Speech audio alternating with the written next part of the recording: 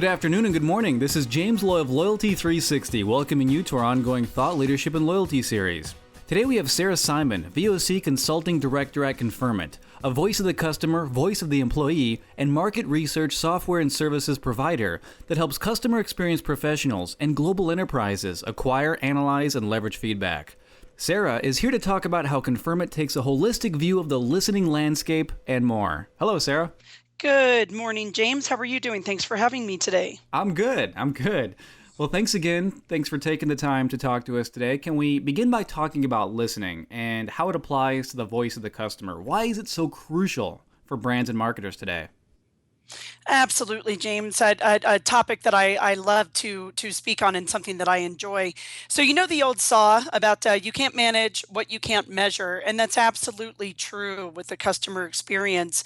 In order to effectively manage and create a positive and consistent customer experience, the first thing that you need to do is to listen to the voice of the customer. And this is very true for marketing and branding professionals because increasingly what we're seeing is that the voice of the customer experience that's formed off of that, and the brand, those things are quickly merging together. And this is an increasingly important element of marketing and branding.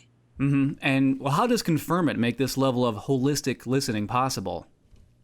So Confirmit helps in a variety of ways. First of all, what we would do is partner you with a solutions consultant who would help you to make sure that your company is listening to the customer with an effective voice of customer framework, a comprehensive voice of customer framework. So this means listening to the right people, the right customers, or the right people in the marketplace, gathering their opinions, gathering these through a variety of channels, right? Certainly there are surveys, and we support multiple channels of surveys, everything from mobile for your on-the-go consumers or customers, obviously email to web surveys, even CADI and telephone-based surveys. And then we help you to pull this all together in the Smart Hub, which means we're taking data from a variety of sources, a variety of places where we're capturing voice of the customer, pulling this into one place so that you can analyze and get that very coveted and sought after full circle or 360-degree view of the customer.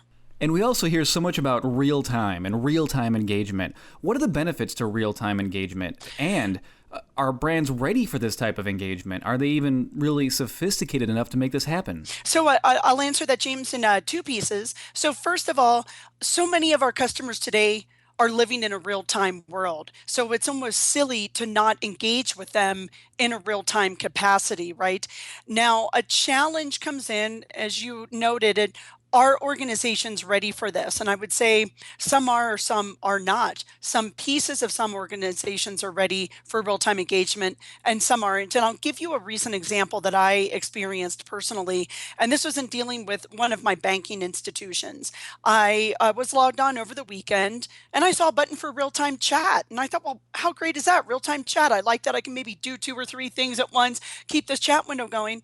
And then, James, I saw the fine print and it's Monday through Friday, Eastern Standard Time, 9 to 4. And I thought, well, how can you call that real-time chat when it's not even available on a real-time basis? So that's an example of, I think companies are trying to engage in real time with their customers. They're not always ready for it.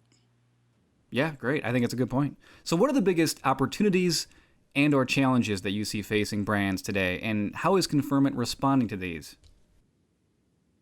So I see 2 major challenges that I'd like to discuss. The first one would be inconsistent customer experiences, and the second would be the escalating expectation of the customer. So what I mean by inconsistent customer experience, I see this quite a lot. I'll talk to a customer that says, we have spent the past 3 years improving our customer service telephone center. We are now the strongest team in the company and we get all of these kudos. And then I say, that's great, but what about your other services channels? And they hang their head and say, well, it's next to impossible to order off of our website. And I say, so it's great that you've improved your telephone customer experience, but your customer can't order anything through your website. This is, first of all, impacting your customer, right? Because he or she is looking at your company going, why is it that when I get on them on the telephone, everything works, but I can't get onto their website to order something? And it's also at the end of the day, impacting your support center too, right? Because you're getting this overflow of frustrated customers who are going, I tried to order off your website, I couldn't, now give me help. Now they find refuge when they find your support desk, but it shouldn't, if you had a more consistent experience throughout, it would provide this more consistent experience to the customer.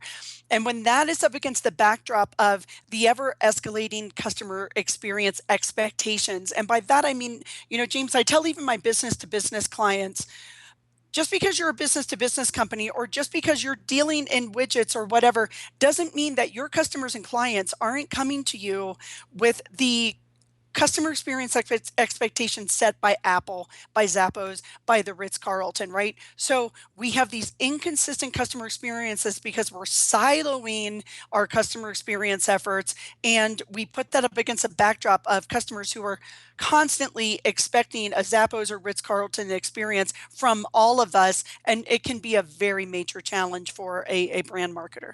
Fantastic. Well, Sarah, thanks again for your time and for all of your insights today. Thank you, James. I appreciate the opportunity. To see more videos on our ongoing Thought Leadership and Loyalty series, visit Loyalty360.org.